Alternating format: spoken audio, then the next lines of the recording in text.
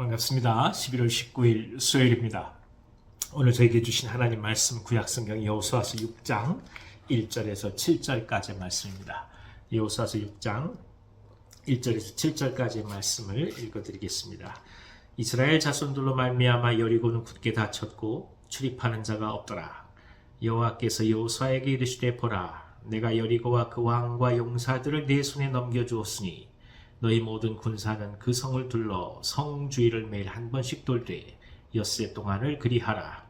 제사장 7은 7 양각 나팔을 잡고 언약궤 앞에서 나아갈 것이요, 7째 날에는 그 성을 7번 돌며 그 제사장들은 나팔을 불 것이며, 제사장들이 양각 나팔을 길게 불어 그 나팔 소리가 너희에게 들릴 때에는 백성은 다 큰 소리로 외쳐 부를 것이라.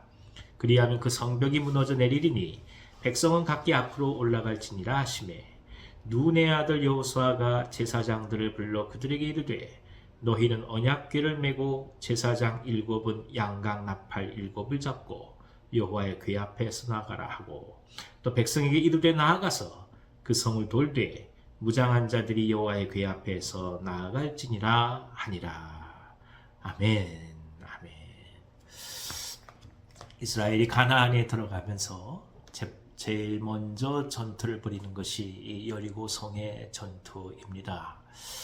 사실 수월한 성도도 많았을 것이고, 어찌 보면 승리를 점치는 것이 쉬운 곳에 갈 법도 함에도 불구하고, 어찌된 일인지 하나님께서는 가장 강력한 성읍 앞에 이스라엘을 데려다 놓으셨습니다. 그리고 그 성읍인 여리고를 치라고 말씀을 하셨습니다. 왜 굳이 그렇게 하셨어야만 됐을까요? 왜 하나님은 이스라엘이 감당하기 어려울 정도의 성 앞에서 전투를 벌이도록 말씀하셨을까요? 우리는 여기서 중요한 영적인 메시지를 보게 됩니다. 먼저는 강력한 힘을 가진 적들 앞에서 인간은 언제나 자신의 무능함과 왜소함을 깨닫게 된다는 것입니다. 곧 이 전쟁은 사람이 힘을 할 수 있는 것이 아니요, 하나님의 인도하심과 하나님의 주권 가운데 이루어져 가는 것임을 하나님은 이스라엘에게 가르쳐 주기를 원하셨던 것입니다. 인생은 어쩌면 힘이 붙일 정도의 고단함을 많이 겪는다고도 볼 수 있습니다. 쉬운 삶이 아닙니다. 감당할 만한 삶이라고 하는 것이 과연 얼마나 있겠습니까? 하루하루 버텨가기도 힘든 것이고, 하루하루 생존하는 것조차도 쉽지 않다는 것을 뼈저리게 느끼는 것이 삶입니다. 그러나 그럼에도 불구하고 고단함과 어려움 가운데 우리가 깨닫는 것은 우리가 할 수 있는 일들이 지극히 제한적인 것이고, 그리고 하나님의 은혜가 있어야만 한다는 것을 깊이 깨닫는 것 아니겠습니까? 그러니까 힘에 지날 정도의 어려움들이 다가올 때, 단지 이런 일들이 우리에게 왜 다가왔냐, 마음속에 힘들고 어려움이 있다 할지라도, 그럼에도 불구하고 바로 이럴 때가 하나님의 깊은 사랑과 은혜를 경험하는 때라는 것을 우리가 믿음으로 고백해야 될 이유가 바로 여기에 있습니다. 다시 말씀드리면, 시련과 고난은 결국 하나님께서 우리를 만나고자 하시는 사인이요, 하나님께서 함께 말씀하고자 하신다는 의미이고, 동시에 우리가 하나님께 깊이 나아갈 수 있는 길이 열린다고도 볼 수 있는 것입니다. 그런 의미에서 고난의 유익을 우리는 역설적으로 이 말씀을 통해서 배우게 되는 것이죠. 여리고성의 강력함이 오히려 이스라엘의 부족함을 깨닫게 하고, 그것 때문에 더더욱 하나님께 의지하도록 도우셔서 하나님의 백성으로서 굳건히 살아갈 수 있도록 인도해 가시는 것, 그것이 결국 하나님의 커다란 섭리 가운데서 진행되어 가고 있는 것 아니겠습니까? 그런 차원에서 우리는 우리 앞에 다가오는 모든 일들에 다시 한번 하나님의 은혜를 구하고 바라봅니다. 단지 어렵고 힘든다는 것이 우리 판단의 기준이 되는 것이 아니라, 오히려 하나님의 은혜를 더욱더 품고 갈 수 있다는 깊은 영적인 고백과 그 영적인 삶의 은혜가 우리 가운데 가득하기를 다시 간절히 기원합니다. 또 하나, 이 여리고성을 무너뜨린 방법이 하나님께서 가르쳐 주셨다고 하는 것이 실제로 보면 납득이 되지 않는 방법이다라는 것에 우리는 주목할 필요가 있습니다. 차라리 성 안을 향해서 활을 돋궈서 저들이 문을 열고 나오게 한다면 오히려 현실적인 전투의 방법이라고 볼 수 있을 것입니다.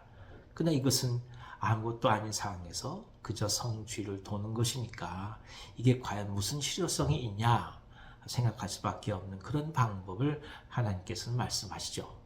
그러나 이 말씀에 보면 성을 돌 때 그냥 도는 것이 아니라 제사장들과 언약궤가 앞장서서 성을 도는 것을 볼 수 있습니다. 무슨 말이겠습니까?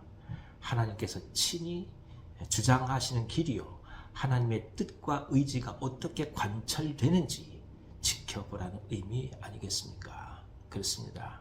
하나님이 하고자 하신다고 한다면 그 어떤 누구도 막을 수 있는 것이 아닙니다. 그 어떤 장애물이 하나님의 길을 막을 수는 없습니다.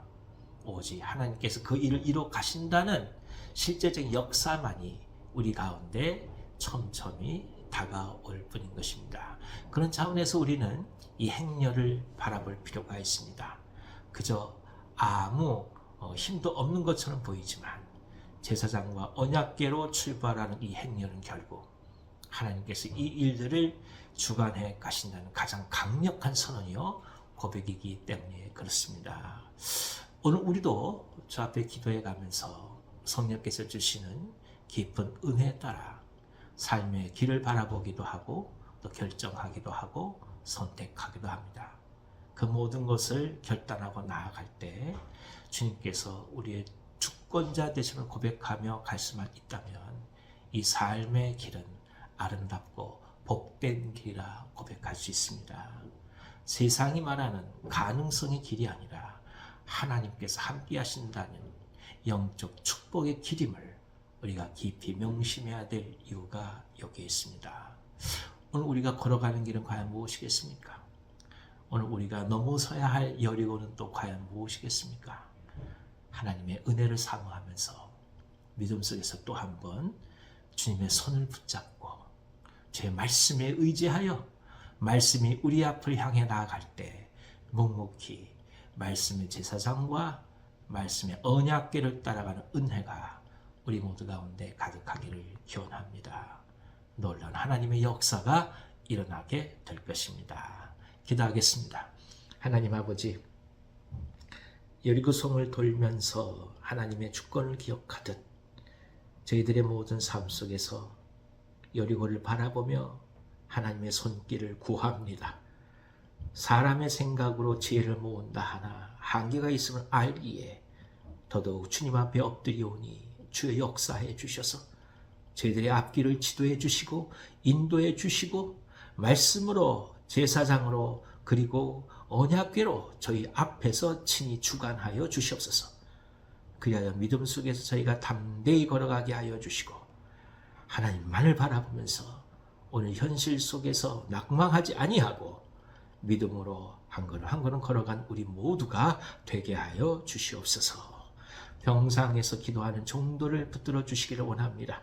오랜 시간 동안 하나님 앞에 기도하는 종들이 있습니다. 곤비하지 않게 하여 주시고 낙심하지 않게 하여 주시고 지치지 않게 하여 주시고 하나님께서 친히 친구가 되어 주시고 동무가 되어 주셔서 하나님의 예비하신 길들을 아름답게 걸어가시도록 역사하여 주시옵소서. 예수님의 이름으로 감사하며 축복하고 기도하옵나이다. 아멘. 아멘. 오늘도 기쁨으로 승리하시기 바랍니다.